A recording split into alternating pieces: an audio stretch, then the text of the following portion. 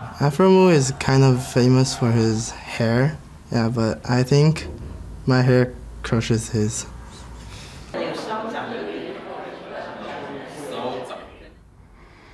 Well, I did win the hair award. I forgot what it was actually called, the title, but best hair award, there we go, for NA. That was me. I don't know what Stakes won, but yeah. Welcome back, everyone, to our coverage of the 2015 League of Legends World Championship. Now, as we dial into our next matchup between the Flash Wolves and Counterlogic Gaming, let's take a closer look at CLG, a team that has tasted victory on one of the world's biggest stages, only to come to this tournament with everything to prove.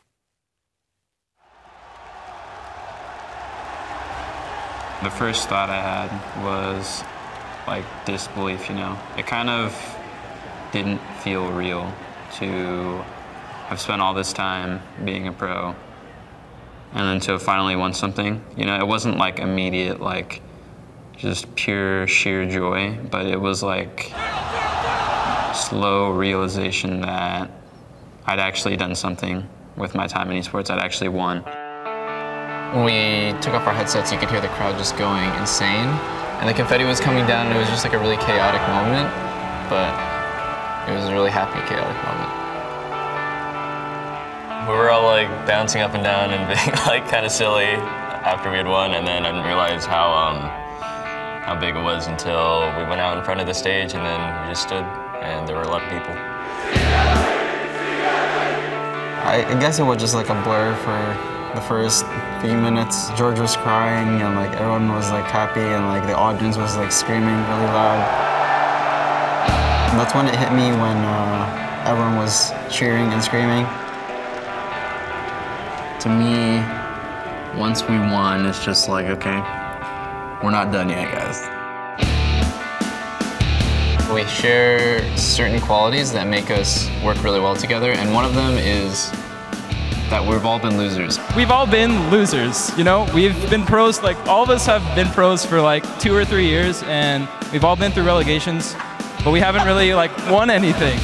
Me and Afro on CLG, Zion on Coast and Dig, Povelter on Winter Fox and EG, like Smithy on Vulcan.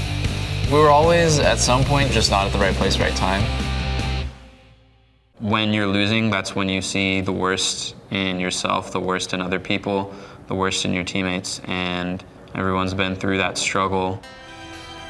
For us to come together and become a formidable team through all that losing and finally come out on top, I think says a lot about all of my teammates. The thing I'm looking forward to most going to Worlds would probably be kicking some ass, some international ass.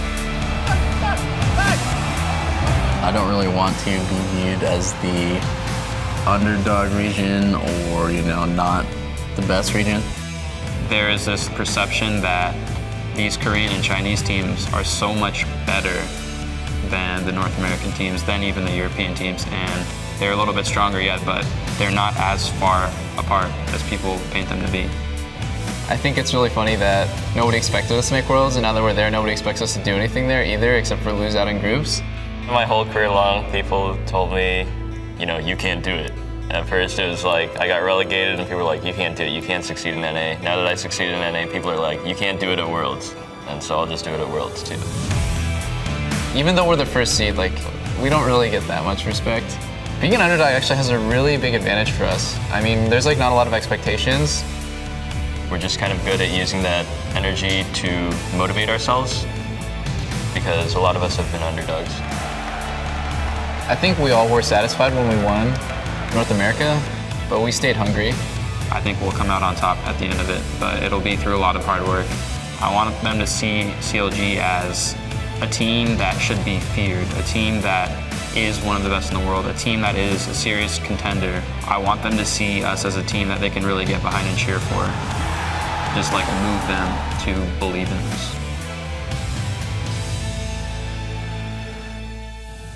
Well, I got to stand on that stage with them at Madison Square Garden, and there was a lot of emotion that ran through them as, you know, they had all achieved something so great. As Zion mentioned, a lot of them hadn't experienced, success on that level. Now, important here to note, as we did with the last match, if CLG is to win this game here, they also clinch their quarterfinal berth, given the fact that they'll have the head-to-head over Flash Wolves. So, gentlemen, as we move into this match, what are the key things we're looking at here in order to either determine whether or not CLG walks away going to the quarterfinals or Flash Wolves keep themselves in it? After that last game, I think we have to take a look at the junglers. Like, you look at Casa and how he is currently playing, the aggression that he was able to, I guess, manufacture on that Lee Sin. If he can get another aggressive pick, his Lee Sin, his Nidalee, I think that this guy can set the tempo of the game and try and run over the top of the strengths of CLG. On the other side of the coin, you got Smithy, and his performance has been uninspired. The best thing he's done was the first day's cocoon onto Kramer. Kramer is no longer playing. He takes so long to get a successful gank into the top lane. His team fighting, it just isn't there. And just that last game, they resort to the Echo first pick, which isn't really a flex pick for them. Obviously, it's a bait that way. But Echo was played by Smithy in the beginning of the summer split, and that's because he was a really strong tank. The champion got changed to more of an AP. You cannot stick to the old meta that was working back then and neglect the fact that it got nerfed. He has to step it up. You need to put yourself in champions that you can actually impact the game and do so.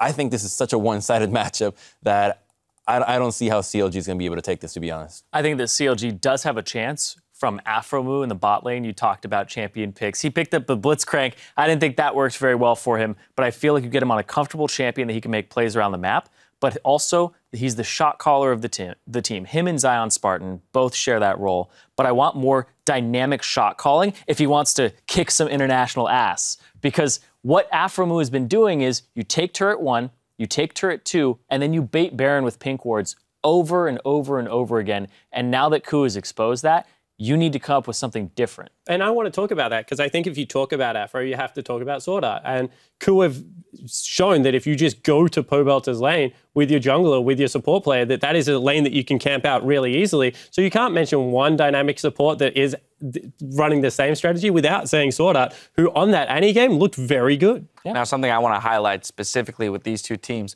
Lulu as a pick or a ban, it's been integral to the success of both of these teams in their recent wins here in the group stage. I think the performances here, the positive ones for CLG, I think do come off the back of the Lulu pick. And, same goes for the Flash Wolves. They do have that Lulu game, which the previous game was really great.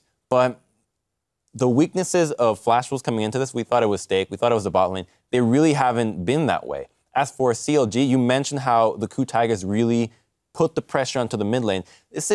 Pobelter has never really been tested in NA with so much pressure. For an entire year, he's not used to having so much attention in that lane, and CLG isn't used to having to react to this. If they pick a champion like Lee Sin with the Yasuo and really step up their game and put the hurt onto the mid lane, I think the Flash Wolves can run away with this one. All right, well, with all this information, down the line, once again, prediction time, gentlemen. Spawn. I'm going to stick with them. I've been pretty confident the whole way through. I think Flash Wolves are a very good team and that they're finally ready to show it internationally. And I just think that support jungler duo is good. And I don't think their liabilities are that much of a liability that we thought would come in. Even NL is not playing horribly. He's stepped up and started to play fairly good League of Legends. Not great by any measure, but they're just not as weak as they first appeared to be. Zyrene is the NA pride and the faith there? It is. I have to go with CLG. I went with them at Madison Square Garden. I think that that CLG is going to show up here in this match, and they did win against Flash Wolves previously. It was very sloppy, but I think they're going to pull something out just a little bit different and go back to the MSG style. To be fair, the Madison Square Garden CLG played against one of the worst TSMs we've ever seen. I'm going to go with the Flash Wolves, because they have blue side advantage as well, which opens up a lot of picks for them. The Lulu, the Varus, the Nidalee, the Mord. What is CLG really going to ban here? And I just don't think they're going to make the right choice with what we saw against Ku with the first pick Echo. They're all over the place. Flash Wolves for me. Yeah, I also want to see what counter pick comes out for CLG on the red side, because that could be a big difference here with Zion in the top lane against Stake. All right, split desk, but the predictions are in. Let's kick it over to our casters for the game. Thank you very much, Dash. Hello, everyone. Welcome back to beautiful Paris. I am Rivington Bislin, joined by Sam Hartman-Kensler and Joshua Jat Leesman. We're still blowing the roof off here at Ladakh Pullman with League of Legends games, and the World Championship is only continuing now. 3 more for the day. Flash Wolves to take on Counter Logic Gaming. I just saw Double Lift before we came down. They seemed pretty sure of themselves. But I don't know if that's kind of them numbing themselves to what's been happening, or they're just trying to come into this one with the right mentality. Yeah, that's a good point. Honestly, we've seen a lot of mistakes from both of these teams already today, and for me, it does come down to which of these teams are going to make less unforced errors in the early game. Yeah, and I really don't know exactly what to think of Flash Wolves, even though they're 4 games in. The only team to beat the KU Tigers in this group, also the only team to lose to Pain Gaming, and they almost did it twice, so it's really up in the air. It's going to be tough. Flash Wolves already playing nicely, getting their wins in. We're going to be hopping into Champion Select right now and really see if CLG has righted the ship here with what's been happening on the day. The Afro War is going on. The League War is going on. We got battles on all fronts here. Yeah, the other thing is that this time around, CLG on the red side, being red side does make it a lot more difficult to use target bans like the Nidalee for Karsa, like the Varus for NL. Yeah, and we have to remember last game that these guys played, CLG had decently strong control of the laning phase, didn't snowball it, and then Flash was actually at a 5,000 or 6,000 gold lead, which they then made some mistakes and ended up losing. So I'm expecting some pretty different pick and bans. It was a here. very relaxed game, mostly focused on those objectives, which almost helped CLG. We heard Quickshot earlier. CLG had that 100% first turret, get a small gold lead. They've been thwarted off that recently. See if they can try once more. Obviously, Blue Side has a lot more flexibility with their bans at Worlds here, but you can see already with the Elise and the Lulu bans, that is 2/5 of the CLG composition from day 1. Mord, Darius, Gangplank. 3/5 are now banned out. So the first pick now for Flash Wolves, their priority, what will it be? Yeah, a lot of the tier 1s banned out here, and with Elise gone, pick up the Rek'Sai for Karsa very quickly. Yeah. Interesting. Nidalee is still up, and they could pick it later on after seeing more of CLG's picks, but this is just an all-around great jungler. Don't give anything away. And I think being on red side against Flash Wolves is pretty disadvantageous, only because NL and Karsa put together a pretty mean poke composition if they just do Varus and Nidalee. It's part of how they were able to beat the KU Tigers with those 2 champions, and because CLG opted to just take down the tier 1 champions on the ban side, Flash Wolves will be able to pick their comfort champions if they want them. Yeah, I mean, red side does get, final counter pick there, but they only get 1 lane to counter pick. You can't counter pick, both solo lanes or the solo lane and the support. Blue side will be able to see one of those early. Again, that Echo picked in. A lot of Gragas played by Xmithy towards the end of the season, even Lee Sin, but now back to the Echo for him. 2 games in a row. Alistar picked up here for Aframu. A little bit engaged for them. Yeah, this is what we see when there's a lot of tier 1 champions banned by both blue side and red side. Neither team trying to give away too much in the very early stages of the draft. CLG, though, they did lock in some good team fighting here. Echo, still, even after the nerfs, does bring a lot of AoE CC to the team fights later. And, of course, Aframu classic Alistar here brings a lot of late game zoning. That makes me think that CLG are going to look for a carry champion for Zion in the top lane, look for another damage source there.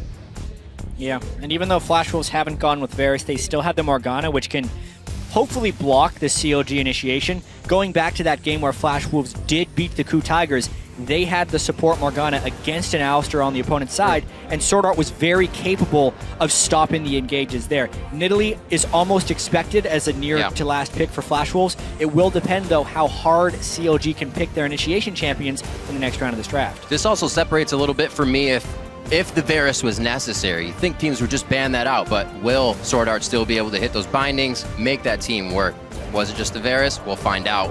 Looking on the other side, the victor for Pobelter played all throughout the finals versus Team Solo Mid. He will lock it in once more, and Doublelift gets his Tristana. Okay, so CLG, bread and butter here. They got the wave clear mid laner, as well as the Demolitionist in Tristana. Knock down early turrets, and they will be able to defend if they do get behind. One of the reasons why CLG have been losing in such spectacular fashion against the KU Tigers is because they've been taking more risky plays after they've gotten behind. If you have something like Victor to wave clear, you can be a bit more circumspect. Well, I don't know why I was talking about Nidalee coming through this whole time with Rek'Sai being first pick. So I let you slide on I tunneled a little bit. You should have stopped me, Kobe. You tunneled? What? Oh. You definitely should have stopped me. So my bad on that one.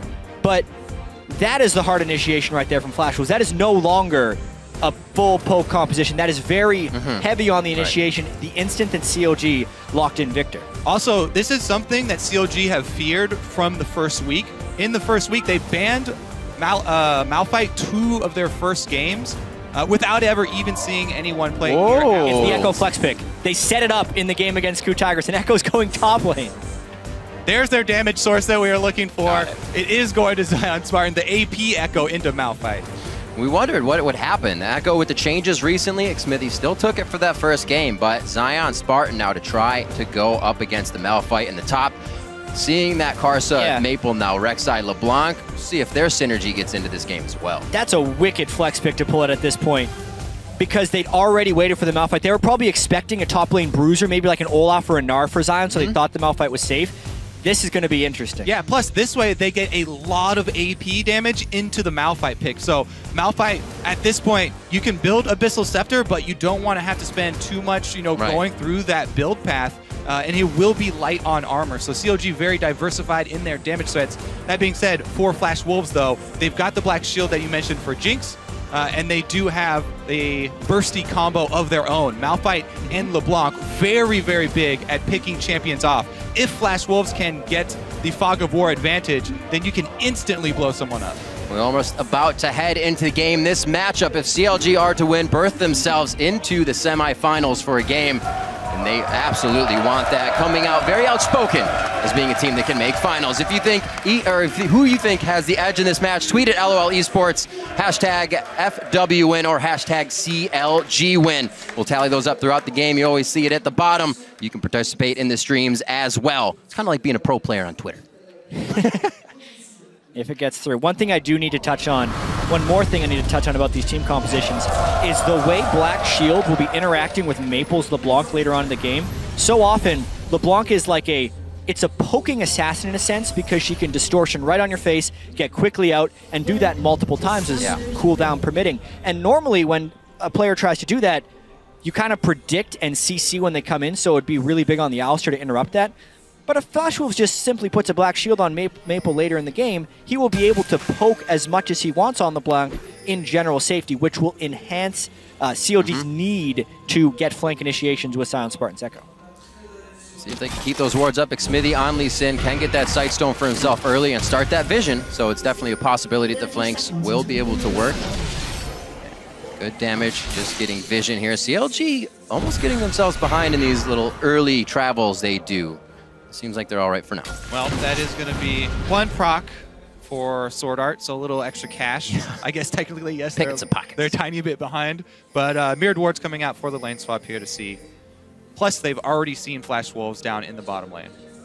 Let's see where they go with this one. Watching CLG versus Coup, you can see Coup just had an idea what they wanted to do. If it didn't work, they had another one. It seems like CLG was always adapting. We'll see if they have something on their plate and put their foot down first here in this game. Usually Pole Belter, very quiet in the mid lane. He'll have to watch Karsa and Maple's synergy, especially with the LeBlanc and Rek'Sai.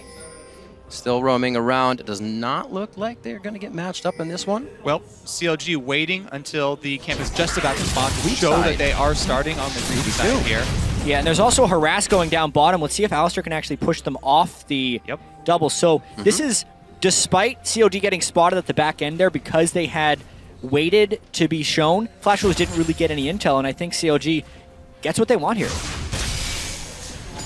In the mid lane as well, this matchup going to be important to see if Pole Belter can land his lasers through the minion wave and tag Maple. If you can get that extra control of the lane, since Maple did go with the ring and only has the 3 biscuits, then he can keep her bottled up. That's a big point for CLG because the early wards, early map control coming out from Flash Wolves would be devastating. There's Pole Belter already going aggressive. Keep an eye on that lane. Pole Belter at 10, up CS. Maple been down 11 on average for this event. So Pole Belter already having a good run so far. They are even, but that damage is going to cause Maple to chug those consumables. Ooh, great trade with the distortion back. Yeah. Going to be a volatile mid lane in this one until we get some jungle pressure. I see these guys possibly killing each other, but Pobelter is running the barrier. Yeah, well, they've already burned through all of their health pushes in the mid lane, and something that's really interesting in the top lane is Malphite actually got the blue buff when they did the early double jungle. They gave the blue and the blue buff experience to the Malphite. It's really beneficial, specifically when they have a Rek'Sai jungler who doesn't benefit that greatly from blue, and this kind of makes the early laning phase incredibly punishing from Malphite. And what you could do, though, as Zion, to answer this, is try and shove your wave very quickly, then you get your recall off back to base to heal, and while Malphite is trying to clean up all those minions, use that time to walk back without having to use your teleport, because bottom lane is going to be... Oh, never mind, he is using his teleport back to the turret. Flash Wolves did not see this, though, so they won't know the cooldown. They can infer it if Stake says, hey, he got back here way too fast. They should be able to tell he picked up a second Doran's ring and 4 extra biscuits. Quick, yeah. Yeah, as well. It wasn't a vision, but it may as well have been, as long as Stake is communicating. Maybe a little off on the call for when the engage comes in. We'll remember that timing for teleport. Hold still very close. Aframoot looking to put some pressure on the bottom lane, but it's just for some safe farm and movement for Xmithy. Yeah, I think the reason Zion wanted to do that is because even Malphite, pre-6, even if he does teleport down bottom, it's not a huge impact.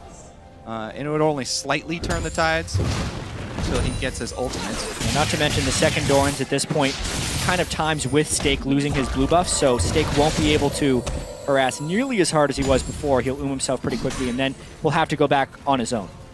It's a really big point to touch on, though, especially as we get to the mid stages of the game. We talk a lot about the objectives and taking turrets or dragon after team fights, but the smaller objectives of vision control, something that Origin has done really well. In order to enable the first line of vision, shove up the minion wave very quickly because it will occupy your opponents for a good 5 to 7 seconds, plus give you the vision from those minions moving up. Here comes Smithy, though. Pre-level 6 Stake. Stake is up pretty far without ward, so he is technically vulnerable here. Karsa as well in the mid. There's that synergy trying to work for them, but they do not get it off. Pobelter had cleared the pink. Karsa still went for it, though. Trying to push himself through that wall of defense, but cannot get any kills. So a little bit of love for the mid lane so far. Yeah, plus Karsa already is a camp up here on Smithy. So he's already ahead in experience, and he's already gotten a summoner spell out of the mid lane. Really takes a lot of the momentum out of Pobelter's lane phase that he was trying to build up here. Maple already with a decent CS lead. And Maple has been a really prominent assassin player within the LMS. A lot of people are looking for him and Karsa because of their synergy to really have Maple take over multiple games here. And finally, he's unlocked here to play an assassin in the Blanc, and he's doing quite well early on in the lane. Really a star player for the LMS. Actually considered one of the best now, though, in the bottom lane. 4-4. No level advantage here as they fight, just trading damage back and forth. Triumphant Roars will be able to heal double it back up slowly. It should be all right for this lane. Yeah, so pretty much Maple's CS double lift with the CS lead down bottom as well as Zion up top, kind of making up for it. But marginal lead there for Flash Wolves. Definitely not working, as I said before. Pobelter not getting the CS lead possibly within the next 4 minutes. Karsa on the wing. Teleport's still off cooldown here for Zion, and Stake is level 6. So look for the level 6 Malphite teleport down bottom if CLG get too aggressive. Sword Art's aggression towards it kind of told Aframoot there was a little bit more than he wanted to fight there. Speaking of communication, though, Stake is really low on mana and under his turret, so if he did teleport in, he would only have enough for Unstoppable Force and no other follow-up. Great point. Very dangerous move if they actually decide to go for it. Looks like he will back for the possibility of something happening, but Karsa's already back as well. Once he backs, Xmithy can't gank safely. Even though Zion Spartan does have his teleport up to match, so it's interesting. I have to say, there has to be communication between top and bottom lane when there are standard lanes. It's so important. You have to clear out those wards that have gotten into the side brush behind CLG's bottom lane, because Zion should be telling them, yes, there's a Malphite level 6, he's going back to get his mana right now. CLG, though, they push up that minion wave, and then they peel off to take the objective here in Dragon. Nicely done. Stake low on mana. He's not going to be able to come in too quick. Dragon burned down as fast as they can. So CLG again kind of slowing down the fact of kills in the game, but aiming for those objectives first. And as far as encouraging viewers to pay attention to the times when teams quickly shove minion waves, also shoving a minion wave just to get a recall off, to get a purchase, is also a sort of mini objective as far as this really early stage of the game. That couldn't have gone much better for CLG in standard lanes. To be able to get an uncontested dragon without actually losing much tempo or pace is really strong. A lot of that, I think, had to do with Zion aggressing so much in the top lane when stake was low, almost baiting Karsa to come up, and the fact that Karsa had, I think, been spotted a little while ago in bot lane, so CLG didn't expect him to camp down there for that long. Really nicely timed, as we mentioned earlier, the double Dorans allowing just Time Winder to keep clearing waves. Got the upper hand on stake for the Dragon for the team. And not only did CLG take that Dragon, but they got the all-important first line of wards down into the red side jungle. You can see here, they even plopped a pink ward behind that red buff. So they've got a lot of vision on the bottom side of the map. A lot of that had to do with xMithy, who purchases far more wards before Sightstone than any other jungler. Specifically, the stat was from North America, but it's holding true again here. You can see he's going for a warrior enchantment, probably a later Sightstone. Aphromoo gets a very early Sightstone to try and compensate after xMithy put some early gold into wards, and we're seeing that exactly here. Yeah, plus it is also, not only does it cost him gold to buy all these early wards, but Smithy is still behind on farming here compared to Karsa, who is a couple of camps now up on him. And the farm game's going pretty well for Flash Wolves thus far. Being in the 2v2 against Doublelift and Aphromoo. In game 1, when they had Kramer down there, Doublelift and Aphromoo up 20 or 30 CS. This substitution has worked wonders for Flash Wolves. Yeah, it definitely has. As Krepo talked about, that one cocoon changed everything for the team. And then its second cocoon. A lot of respect in that mid lane. You can see the CS in favor of Mabel. That ignite kill pressure keeping Pobelter on his heels. Zion is playing so aggressively here because they have this deep vision in the bottom red side jungle. They're like, you know what, Rek'Sai's down there. Until we hear her scream and we know that she's trying to use her ultimate to get up to my side, Zion is just pressing this so hard. He's even past the turret there, trying to keep Stake under wraps. It's very similar to what happened in the first game between these teams, where Stake actually got 2 or 3 kills on Zion because Zion was playing so aggressive and got heavily ganked by Karsa. This time, Zion is displaying the same level of aggression, but Stake is needing to just deal with it. Yeah, and Karsa has not tried to punish him for it. He's instead, trying to farm up, get his lead on Smithy, which he has done. He's got his completed jungle item here, the Cinderhulk, done for Karsa. Looks like you might be able to find him here. Smithy sees the ward. I don't think they're going to want to fight this one, but now with the knowledge of low Smithy, Karsa may try to make a move.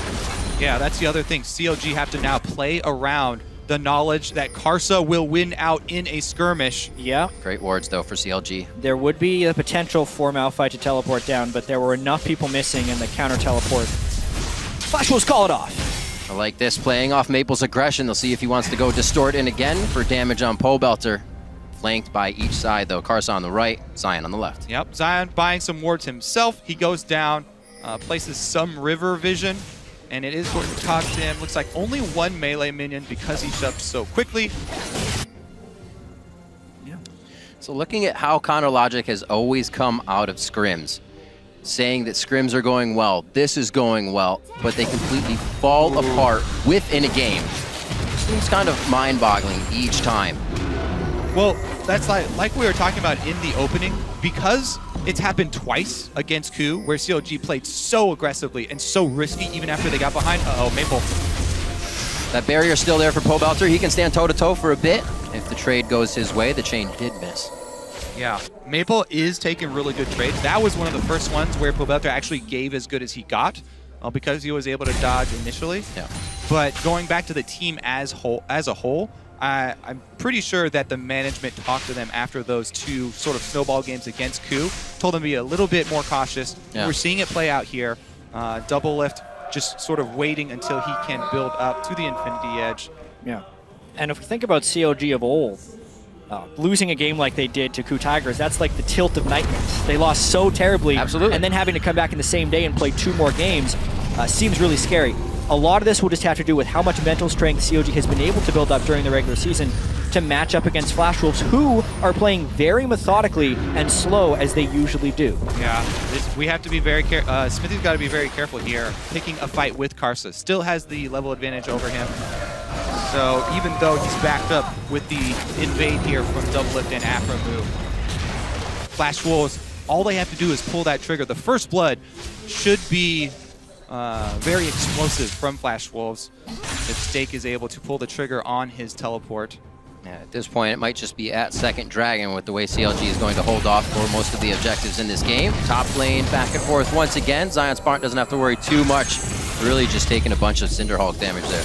Or, I should say, Bomby Cinder? Bomby Cinder, thank you. Little baby salt, baby Cinderhulk. Yeah, Zion's got about 2/3 of the turret dead in the top lane. And CLG is starting to work on the bottom turret as well. This will prompt aggression from Flash Wolves as CLG tries to get more and more bold in these side lanes. Ooh, Belter tries to sidestep, but he gets caught with the chain. Belter up, barriers down. His flash can be used right now. The Ignite should be saved with that safeguard. That's going to be the mimic of Maple. No kill coming from that, and Xmithy perfectly on the wing. The rocket just over the right shoulder of Belter. Not even close. Don't worry about it. Belter stopped the prey in the middle of the lane. Saved him. Narrow miss. That very easily could have been first blood and could have swung that lane over for NL because that would have given him the jump to Infinity Edge over double lift that he would so heavily need. I want to point out a nice little mechanic that Zion just used to gain extra pressure in that top lane. Okay. Just use the Echo Ultimate to get back the lane even quicker. And the reason why I'm focusing so much on the minion wave control of the top lane is because Zion Spartan, well, you can see right there, he got the objective himself, but he's drawn a lot of attention. Yeah, now he's got no ultimate to try and save himself if he were to be dove, but he has positioned himself to get out with that ward. This is the Zion that CLG thought they were going to see from the very beginning of group stages. He's been able to play aggressively, draw resources from the enemy team, and still come out with his advantage.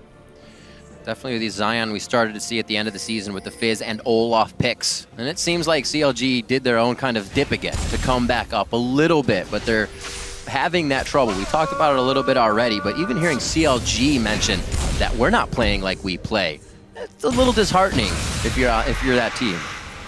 See if they can right the ship here and right those wrongs. Still no sight ward for Xmithy. He's been finished up on Karsa. Flash Wolves have not been able to push their wards too far forward. Going again to try and chunk out Belter. So Summoner's down, it's got to be a repeat. So, Smithy was able to get with the combo there. So CLG, again, they want to utilize Zion's big lead in the top lane to gain a map advantage here. Shove that lane out and put pressure on Stake so that you make Flash Wolves have to choose between losing an extra minion wave up there on the top side or some damage on the secondary turret or teleporting in. Right now, though, Flash Wolves, they have the minion wave advantage on top, and they're pressing in. That's why they're going to be able to steal this blue buff. Well, let's see if they get it. They know the smite is down. Yeah, they ended up stealing it for the jungler instead of being able to pass it off to someone more beneficial. This is really a huge moment in the game. Unless Flash Wolves rush the dragon right now, Zion Spartan's going to continue to push out that lane. I was expecting Flash Wolves to actually try for a dragon there. Yeah, I mean, they are able to deny it from Belter, which is, you know, optimal, but Belter hasn't had too much of concern with mana problems. You know, he's gone with the early Negatron, so the poke from Maple is not as threatening anymore. Bottom lane, though, Afro trying to save this turret, and he's 1 versus 3. He's in a tough spot right now. It's going to be another teleport coming in. That should be stopped on the Rek'Sai tunnel. Zion Spartan also joins the party. It looks like he actually wants a bit of a fight. Phase dive is used back to a minion after executing. CLG have to transfer over to Dragon now, or else they committed that teleport for nothing. Stake canceled his, so they know this is 4 versus 5, and CLG are going to lose a lot of damage on the top turret. See if the Malphite slaps actually do enough before Zion can get back up there. It depends. If one rock is denser than the other, it'll work well. Yeah, some of these teams so quick to match teleports because they don't want to be outnumbered, but Flash Wolves would have had an amazing power play there if Stake would have just held off, since Afro had burned his ultimate and Zion would have been down a teleport. Either way, they might get 2 turrets out of this Dragon trade. Zion Spartan should be able to get top side. It looks like he may be able to make it in time. No, he will not. Totally worth for Flash Wolves. Yeah, it was. Second Dragon, in my opinion, is mostly meaningless because you can still get the chance at the third, and they haven't gotten the move speed yet on the opponent's side. The Dragons, giving the gold to put Flash Wolves in this position is much greater. Double lift jumps out, binding used. No, Zap actually hits. There's the rocket as well. Double lift. It was like 15 feet of wall there if you made that flash. Wow. That is a Flash that will never get over that wall from his current position. Very risky positioning there from Double Lift. Pushed up really far past the turret that was just taken.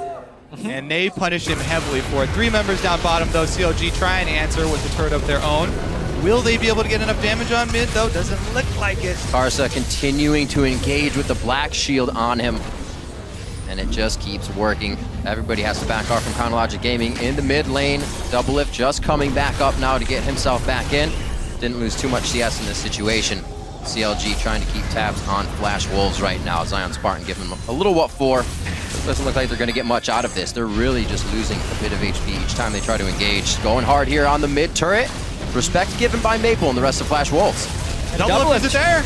Maybe not. They go in after the turret goes down, fight with the damage, and they are going to get taken out. Karsa goes down immediately. Maple living with a sliver of health. That's an L going down now. After they lose one, they keep wanting to go in, and it's ill-advised. Who needs Double Lift here? 4-man push without the Trist as a turret definitely takes Flash Wolf by surprise. Karsa goes in, gets completely bursted. Pobelter landed everything, and the double Abyssal Scepter power spike from those 2 mid laners just destroyed Flash Wolves right there. I'll never understand letting the turret go down and then engaging. But they try for it, they lose a few. 2-1 now, coming up onto 20 minutes. Double Lift also going to pick one up, and with the mid turret down, it opens up the map nicely for more forward wards and a bit of CLG movement from Afromu. Yep, they're gonna litter this red side jungle and try and push the last wave to get that wave into the turret. I think that NL should be able to clean up the rest of those minions though and draw even with Double Lift. Let's see if Pobelter can hold mid. Victor, the god of wave clear, should be able to hold his own. Lasers. Oh dear. Woo! This is good. Nice job for Double Lift, able to get himself out safely. We saw previously against Ku getting dragged over walls. They couldn't even get from lane to lane. They get a little bit of freedom here. We'll see this fight again. The black shield gone before Karsa even gets into this fight. And then Maple distorting into the Pulverize. One part bad, other part really unlucky. And then Zion Spartan gets both ticks of the Time Wander there as Pobelter comes in for the finish, and it just gets bursted for far more than he expected. Yeah, Zion doing a lot of work this game. His early lead on stake manifested in, as you said, not only the double Abyssal Scepter build, but more spell penetration on top of that. Whoa, stake deep in enemy territory. Does not look like it's going to end well for him. The whole team is coming up the river. He's got enough HP to last, but the team definitely does not want to continue that fight. CLG starting to gain a little bit back here and there, but they got to make sure they're not the ones chasing the fights that aren't going to happen in their favor. And there's that Fog of War control we talked about for the Flash Wolf. They're able to find their first pick here.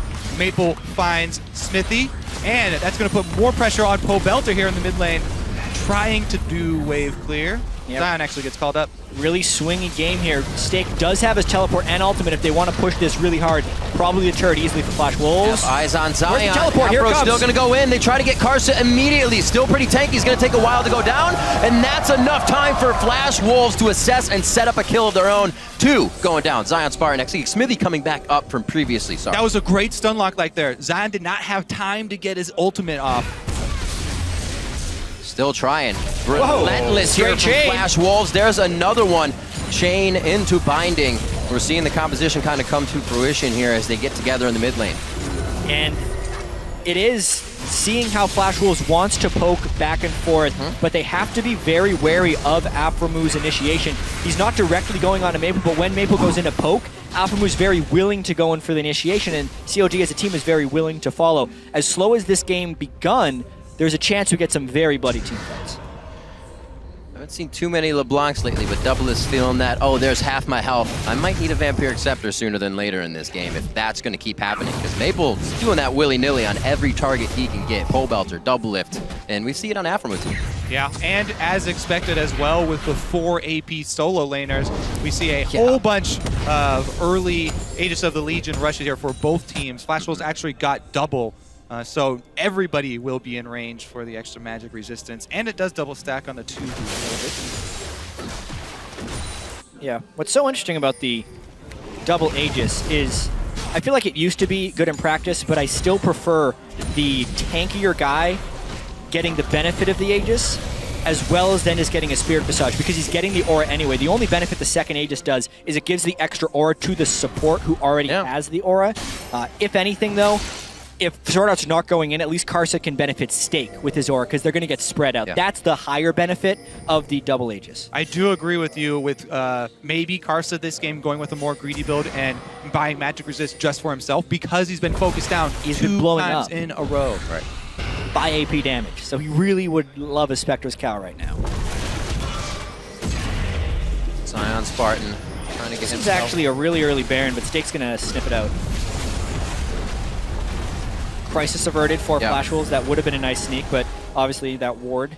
Yeah, actually, and CLG used a lot of resources gaining that vision control of Baron, which I feel like it's a it's a very low percentage chance to get that Baron.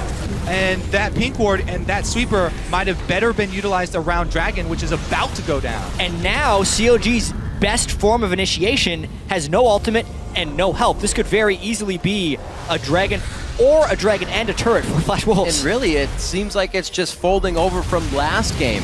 Many mistakes made by Doublelift and Afro in the bot lane, kind of walking into a situation that got them killed. And now they lose pressure on the mid lane because they did not respect the grabs, the pokes, and the bindings. Small chunk there. Zion Spartan does have Home Guard upgrade as well on his boots, so he could try and teleport into this, but it's a blind Dragon here for CLG if they were to face check.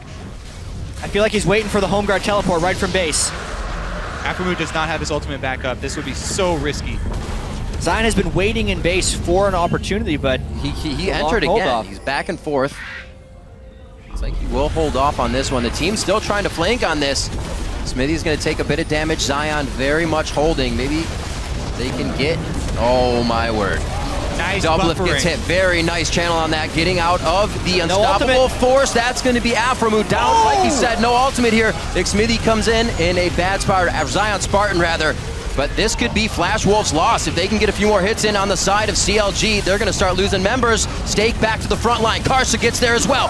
Black Shield on him again, so he can't be stopped. Doublelift in the eyes now of Flash Wolves. Zion Spartan doing what he can to deter and peel off his AD carry. Zion onto Sword Art. Sword Art could go down with one more hit, but he just can't swing the sword. Doublelift to the other side. Dubbing in. He gets the reset. He says, "King me," but can't get the next jump. Zion Spartan now in a battle. A 3v1 around him. A 2v1, I should say. And it does not look like it's going to end well. The parallel conversion stun is going to happen, but Karsa is free to roam and free to swipe. A delayed ace there for Flash Wolves. What a massive fight. We said this game was going to start exploding in the mid game with some bloody team fights, and that was about as bloody as it's going to get. No ultimate on Aphromoo, so he dies before the follow can happen from Zion Spartan, which makes the delay in that fight very pronounced. And then CLG tries to reach around the back end to finish that off, and Flash Wolves is able to prevail. CLG actually started this off pretty well with Doublelift buffering his rocket jump right there. But again, those as shields. you said, Aphromoo getting chunked out earlier, he had no teleport. And those Flame Chompers on top of the ward, very quick thinking there by NL. Then we get the spread out fight inside the jungle here. And the CLG, it looked like Pobelter got a little bit baited in by the LeBlanc clone. Nice finding there from Sword Art. And Doublelift actually got too close to Pobelter. So both CLG carries standing next to each other hurt them a lot. Yeah. Flash Wolves, I feel like, did a nice job of target prioritization at the very start of that fight, knowing that they were free to focus Aphromoo. Would have been better for CLG if they could have had Lee Sin going in at the start of that fight. And again, Afro takes a lot of damage. He wants to hold on to his ult. Gonna have to burn it. One after the other. Ult for ult there, however. Doublelift almost taking that one to the mouth as they make their way down to now repair mid lane. I think both teams taking a slight breather, maybe, as they keep getting hit. Flash Wolves pushing the tempo here. Even though they're behind, they're forcing CLG into some high pressure decisions, and CLG are starting to crumble again. CLG have to calm down and watch their plays, because that last mid lane turret push definitely cost them. Let's see if the Baron bait pays off. Goes down pretty quick. Smithy is in base, so if CLG wants to fight this, not only do they have to blind face check against a Malphite, they'd have to get the time for Smithy and fight a 4v5. That 4,000, and they're getting chunked out. This is going great for Flash Wolves. Zion Spartan gets himself away with the phase dive. They're zoned out. Should be safe, but yeah, they can't do anything. CLG watches the Baron go down, and now Flash Wolves have a nice way to get themselves to this next set of turrets. Quite a bit of AP on the side of CLG. It's going to be up to Doublelift to start clearing these minion waves. This is eerily similar to day one of group stage when Flash Wolves had a 5,000 gold lead in mid-game against CLG. Yeah. They started with CLG winning the lane slightly. Flash Wolves had better execution in the mid-game due to CLG mistakes, but this time CLG does not have the Lulu for a hyper carry, and they're going to have to find a new way to try to come back. Afro caught once again. Maple's going to take him down. Take him right down all the way. Hits another sigil, and it looks like they go in. A kick to NL. He's to the back line. Great damage coming in from McSmithy, but he goes down for his attempt. And can CLG clean this one up? Doublelift jumps forward. The red buff is on, so they could play. What a binding coming in from Sword Out. They're able to finish off Doublelift. The double kill for Stake. Sword Art has been so on point with Morg this game, and Maple is showing people why he was such a hyped mid laner coming out of the LMS. The amount of poke they have been able to put down on Aframu has completely crippled CLG's ability to play this game. And the vision control that they're getting done. Him and Karsa to boot, they've been able to control so much of the Fog of War with this pick comp, and then you land the ensuing bindings there. Very good comeback so far from Flash Wolves. Giant gold swing after that push. The amount of bindings hitting right now, definitely too high for the side of Counter Logic Gaming, not respecting the space that Flash Wolves can play with. And we'll see it once again here. Yeah, let's take a look at, so Aframu gets picked again at first, and he gets 100%ed because he, oh actually. That was such a forethought. Used his ultimate at the very end. Very early black shield for him as well. Smithy did get a really good kick onto NL, but it was just a little bit too late here. Doublelift jumps forward to try and get a reset, but doesn't fully commit, can't get the range. And then he's positioning himself in between the turrets, so there's no juking that Dark Binding once he jumps into that spot. Yeah. Really just poor positioning there from Doublelift. Flash Wolves finishing quite a few items here. That Banshee's Veil on Stake pretty much gives him a black shield he needs every so often. They can now use Sword Arts for somebody else if necessary. This is Zion Spartan. We'll see how fast he can zero out NL here if he goes for the attack. Nice dodge on the Time Winder to get the damage on the backside as well, but he's forced to get out with his ultimate. Pole Belter looking to get himself something fancy, but oh, goes down actually. NL off on the side. Him and Karsa already doing work in the top lane, participating in fights in the jungle with the ultimates, and they're going to keep pushing. They still have Baron, and the majority of CLG's wave clear and team fighting potential is dead. This is huge power play here for Flash Wolves, pushing two lanes at once. Just instantly falling apart once one grab happens. CLG gets another grab, and Flash Wolves know they have CLG on the back foot here, and they continue to pound them into the ground. Ward's going down inside the base now for any other grabs that they can get. They know they are safe to be here. Such a massive game for Flash Wolves. Well, they need to win this game to keep their hopes at Worlds alive. Yeah. Another binding lands. CLG could have clinched a berth into the semifinals here if they're able to take down Flash Wolves, but they are having none of it right now. Stake winning the Afro War and winning the League War right now with the rest of his team. Across the board, fantastic play so far from Flash Wolves this game. Yeah, such a ridiculously large Baron power play right there for the Flash Wolves. Plus, they've kept CLG occupied for so long inside their own base that a lot of CLG's ward coverage expired as well. Now they're trying to rush back out and get the consolation prize of Dragon, but it's only number 3. And Maple is just so far ahead of the curve right now with no true tanks on CLG. The LeBlanc poke is just out of this world right now. Unless CLG gets an incredibly clean initiation, they're always starting a fight basically down a man. That's Grievous Wounds. No ignite. Grievous Wounds. Nearly the second time that combo. LeBlanc pick is just coming up huge right here, specifically the way Maple is playing it with the team. 5,600 gold as a result of the Baron. That is almost double what the average Baron power play has been here so far at Worlds. You just see how much control Flash Wolves have, and it's different control than what other teams have shown. Ku's shown a bit of this as well. When they have the lead, they run with it. They aren't unsure if they have the lead. They keep pressuring. And now onto the inhibitor turrets of CLG's base. They look to take this win very soon. Maple's doing all this poke without even the Black Shield being on him yet. Doublelift, though, with the Bloodthirster did lifesteal that up, so Maple has to poke someone else other than Doublelift if they want to get a real advantage for this siege. Or Stake has to combo his ultimate with it and just kill him. That too. There are going to have to be some very heavy mechanics for the items down for Counter Logic Gaming in these fights. They're able to hold the inhibitor, Without a turret in front of it, Flash Wolves just looking for it. Pobelter gets himself in a great spot. Kickback Stake is going to go down possibly. That's a lot of focus for the tank, and the rest of the team's taking the inhibitor. There's the Chaos Storm from Pobelter. CLG's trying to chase here, but they're taking damage as they chase. A great binding from Sword Art. That's the headbutt initiation for Pulverize that CLG needs to keep it going, so they have to stop. Yeah, another great binding there from Sword Art. Great Morgana performance from him so far today. Yeah, Flash Wolves didn't let Maple set anything up with Poke there. The ultimate was aptly flashed by Pobelter, and it completely backfires there because of the kickback in the turret. Another thing about Stake's build is he's gone for that just one magic resist item, thinking that the double AP is not going to be wanting focus a tank, which is generally true, and it's really been shutting down Doublelift. So the fact that they could kick him into the Nexus turret for an extra little bit of help, and then they still struck to kill him, shows how unkillable he's actually become. Said the mechanics are going to have to be high with the items down here. Still just a needlessly large rod trying to be built up after an Abyssal Scepter coming in from Pobelter. He is all charged up on his item. See if they can get themselves a good fight. It seemed like in the jungle earlier is what they wanted. A Chaos Storm built up, but Flash Wolves has been separating and dispersing very CLG nicely. spending a lot of money on Vision here around Baron, and now they're sitting in the brush. So they get Stake. Flame That's his Dropper. Barely touches him. Correct. Banshee's Veil into Black Shield. Why would you even try? Pobelter's going to be the one hit. Stake has all day to play around here. He says, come on, guys, let's go. Blindings from Sword Art go to the backside. They miss, but they still have Aphromoo to kill. Taking him down. Pobelter's next. Doublelift's going to get hit with some rockets. The binding for Smithy is forced to be flashed forward with the Buster Shot backwards. Doublelift lives for another second, but the distortion now to come in from Maple with the Sigil will end him. There's the auto attack. That's 4 down. Smithy runs for the homestead, and he's not going to be able to do much for the inhibitors. That's the thing. Full take. Malphite is happy to face check a brush, and Zion goes right onto the Flame Choppers again. Smithy gets caught.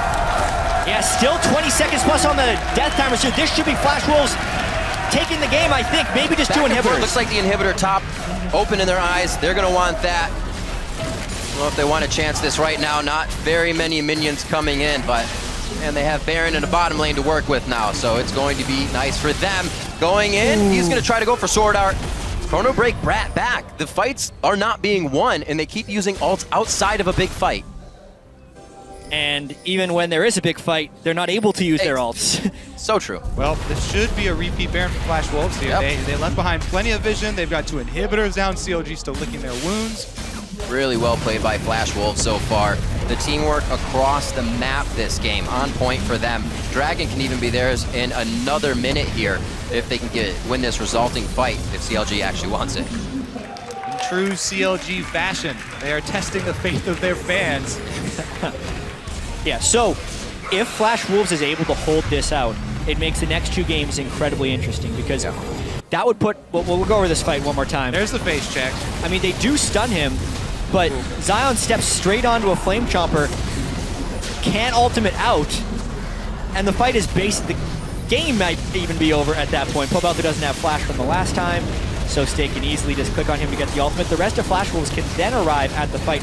Really, the initial pick onto Stake isn't the worst idea as long as Zion doesn't step on the Flame Choppers, because then CLG would have been able to disengage. They attempted again. These guys are just too tanky. Arsa, pretty damn big right here, takes a full hit from 3 members of Counter Logic Gaming, and they're right back in. Another unstoppable force. 4-member pop-up. Doublelift on the outside. They're going to actually have to look away from him. Stake's going to take down a 1v1. Double kill coming in for NL, looking for a triple kill. That's a triple. That's going to be the quadra. He gets a pentakill. NL, pentakill. Quadra kill earlier on Jinx. He is having a great day. And remember, this guy was on the bench for Game 1 here at Worlds. He is coming up huge. There's the teleport. That's going to be the push for the Nexus for Flash Wolves. This makes this group so interesting. Flash Wolves still have a chance for first place in the group. Absolutely crazy. Flash Wolves march down the mid lane. Karsa down in the victory fight, but it doesn't matter. 37 minutes in, Counter Logic Gaming will fall to the Flash Wolves.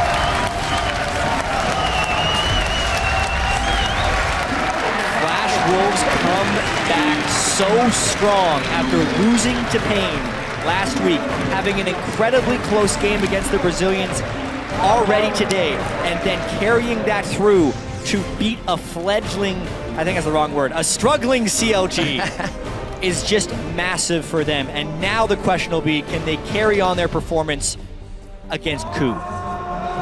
So much strength, that is true. They're now staying on stage. There'll be a break between games, but now they face off against KOO, who just watched them after KOO had 2 very strong games themselves.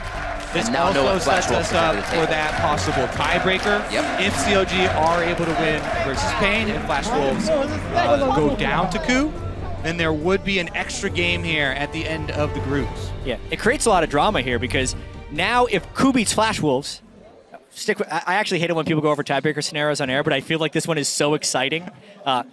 If Flash Wolves loses to KOO, then CLG must beat Pain in order to force a tiebreaker, which would be against the Flash Wolves. Yep. Otherwise, they would lose. Pain is only playing spoiler here to CLG, depending on the results of the next game. I think we're in for a lot of excitement. And Pain comes out strong. You see BRTT playing, he's screaming his head off. The whole team plays with that enthusiasm, and they will run over Counterlogic Gaming that's playing like this right now. Flash Wolves just did. They need to get something out of their head, the win back in, because it worked through the regular season. They got to find what worked in the finals here. Absolutely. To help us break down that Flash Wolves win, let's send it over to Dash and our analyst desk. Thank you, Rivington. Good to see you up there casting the games. This was a very great win for Flash Wolves, both in the way that they turned things around after being down 2K gold in the mid-game, all the way to its implications for the tournament, which is that they now move to 3-2. They're in position to even come out of the group in first place if they beat KOO Tigers in their next matchup, let alone they're safe to go against CLG in a tiebreak, at least, if CLG beats Pain and they lose to KOO. So a lot of implications here. Very important for Flash Wolves to have won this game. Now I want to get into, specifically how they did that, because they were, like I said, 2K down at one point. Yeah, they certainly were, but let's take it back to the very start of the game. The pick ban phase that came out of the Flash Wolves, I find just completely outclassed CLG there. I'm going to once again go towards a Morgana with Lee Sin and Alistar in the game. You need a primary engage that is not Alistar or Lee Sin if they are running a Morgana support. Instead, they flex this Echo, and sure, it looks really clever on paper, and you're like 3-wave flex, but it did absolutely nothing throughout the entirety of the game. And I find that with the Malphite, because they picked Victor, there was just no time for them to split push, because straight away they hit the go button, Malphite goes in, blows up the Victor. There is no way they can withstand that. Yeah, and I love the Malphite pick for Stake. Just a tanky top laner. He can be down 40, 50 CS, and he's still going to do his job. And we saw exactly that happen.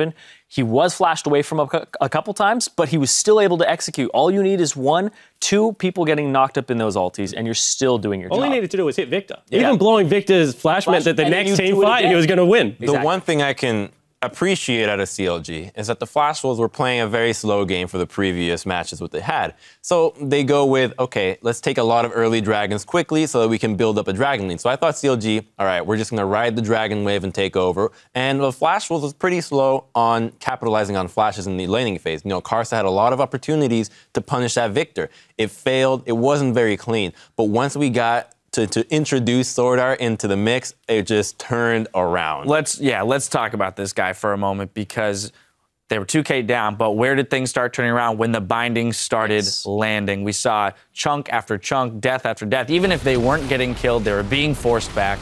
Well, it's the bindings. Even if they aren't killing the person, they're getting something blown. Afromu's ultimate was blown by a binding right before this fight happened as well, getting caught by another, and then a binding onto Zion. Just overall in these fights, landing these picks is just so crucial. And right here, and we're not another one onto double lift here. These things are homing missiles, and the black shields on top of it.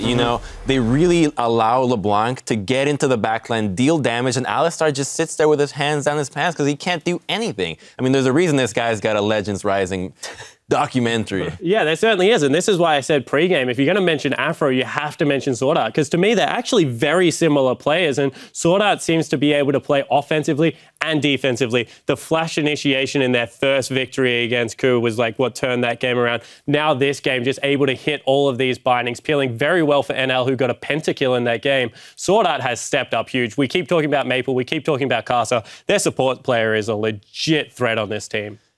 In the pregame, you discussed Karsa being such a powerful jungler, and I was on the side of Xmithy, and it really showed because the first 2 ganks from Xmithy were some lane gank bottom lane where he was spotted through minions, Then the other one was ganking the top lane Malphite, who's level 5, has about 1,200 hit points at that time, and is impossible to kill. While Karsa's first gank into the mid lane instantly blows a flash on the Victor and wins lane right off that. Obviously, it wasn't capitalized to the extent where it should have. Flash for flash, then just get a bunch of kills. But still, the effectiveness of this jungler is high. Now, we'll have some more time to talk about the Flash Wolves in their pregame, but I do want to hit one more time on CLG as they are fighting for their tournament lives here when they go up against Pain.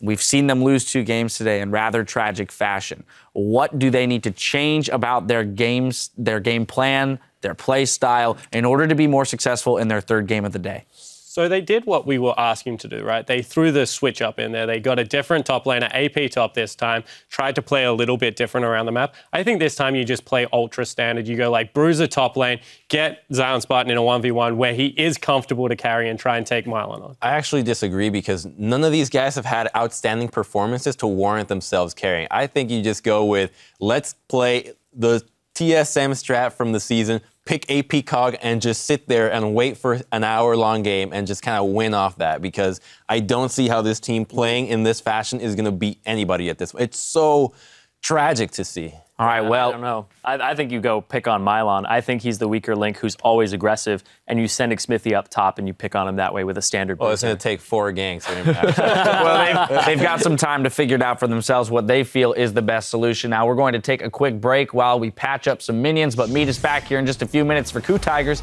versus the Flash Wolves. Stay tuned.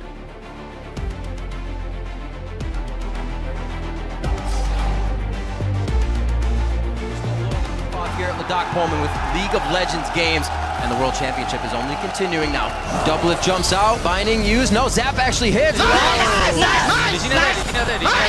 Flash Wolves. Eyes on Zion. Teleport, here Afro's comes. still going to go in. They try to get Karsa immediately. Still pretty tanky. He's going to take a while to go down. Sword Out could go down with one more hit, but he just can't swing the sword. Doublelift to the other side. Dubbing in. He gets the reset. He says, "King me," but can't get the next jump. Blindings from Sword Out go to the backside. They miss, but they still have Afromu to kill. Taking him down. Pobelter's next. Doublelet's going to get hit with some rockets. Double switch.我走下面哦。下面 AD 上 AD。Counter Logic Gaming will fall to the Flash Wolves.